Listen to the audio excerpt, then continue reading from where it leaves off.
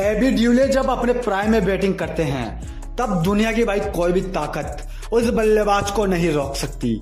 Abraham de Villiers जब अपने zone में बैटिंग करता है तो फिर चाहे उसके सामने मलिंगा ही क्यों ना हो, वह बल्लेबाज किसी को कुछ नहीं समझता। ये कहानी है मुंबई इंडियंस और बेंगलुरु के मैच की, जहां टॉस हारकर मुंबई ने अपने निर्धारित 20 ओवरों में 210 रन का एक महाप्रलयकारी स्कोर बना डाला था। इस पहाड़ जैसे स्कोर का पीछा करने उतरी बेंगलुरु टीम के टॉप 4 बल्लेबाज पवेलियन में बैठकर अपनी हार का तमाशा देख रहे थे। लर्षित मलिंगा ने अपनी धारदार यॉर्कर के दम पर बेंगलुरु के टॉप 4 बल्लेबाजों को उनकी जगह बता दी थी। मलिंगा के सामने उस दिन बेंगलुरु का कोई भी बल्लेबाज नहीं टिक पा रहा था। पहले महाप्रलयकारी यूनिवर्स बॉस के नाम से मशहूर क्रिस गेल, फिर क्विंटन डिकॉक, उसके बाद भारत का किंग विराट और फिर अंत में शेन वॉटसन, जिसको विश्व का सबसे विध्वंसकारी ऑलराउंडर माना जाता था। कोई भी उस दिन मलिंगा का सामना नहीं कर पाया। बेंगलुरु के फैंस निराश हो गए। इस पूरे सीजन में बेंगलुरु पहले ही लगातार 4 मैच हार चुकी थी।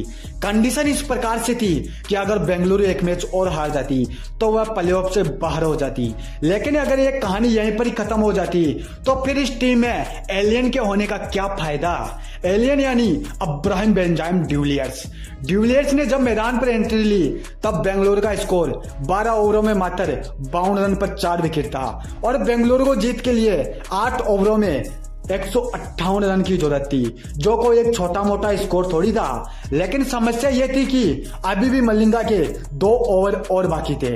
इसी सिचुएशन के बीच डिविलियर्स ने आते ही मुंबई को तबाही का वो मंजर दिखाया जो इससे पहले मुंबई ने कभी भी नहीं देखा था। डिविलियर्स ने आते ही तूफान मचाना शुरू किया और लाइन पर लिया उन सभी गेंदबाजों को जो थोड़ी देर पहले अपने आप को पूरी दुनिया का ही किंग समझ रहे थे। लेकिन अभी भी डिविलियर्स की नजर किसी को भाई ढूंढ रही थी। अब्राहम डिविलियर्स ने अपनी नजरें चारों तरफ घुमाई और अंत में उसको उसका शिकार दिख चुका था। परवाना खुद चलकर तबाही की ओर अपने कदम बढ़ा चुका था। मुंबई के कप्तान रोहित शर्मा ने डिविलियर्स के सामने सभी अपने अस्त्र आजमाने के बाद अपने सबसे कीमती और स्ट्राइकर हथियार को आजमाया। गेंद सीधे लर्षित मलिंगा के हाथ में थमा दी। मलिंगा को देखकर डिविलियर्स अपने आप को रोक नहीं पाए।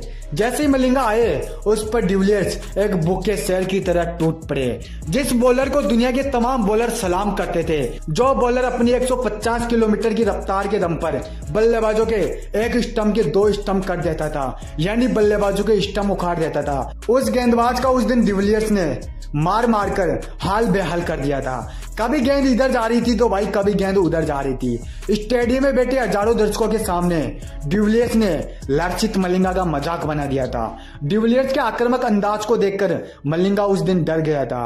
उस गेंदबाज की आंखों में डर साफ साफ दिख रहा था। स्टेडियम में बैठे बेंगलुरु का कप्तान डिविलियर्स की हर एक छक्के पर तालियां बजा रहा था और देखते ही देखते डिविलियर्स ने मुंबई को वो घाव दिया जिसको मलिंगा आज भी याद करके डर जाता है। डिविलियर्स ने उस दिन 43 गेंदों में 140 रन की एक महाविनाशक पारी खेलकर बेंगलुरु को किंग बना दिया था। इस मैच के कई सालों बाद मलिंगा ने अपने एक इंटरव्यू में खुलासा किया कि मैं उस दिन के बाद कभी भी चैन से सो नहीं पाया। डिविलियर्स ने उस दिन मेरा करियर ही खत्म करने की कोशिश की थी।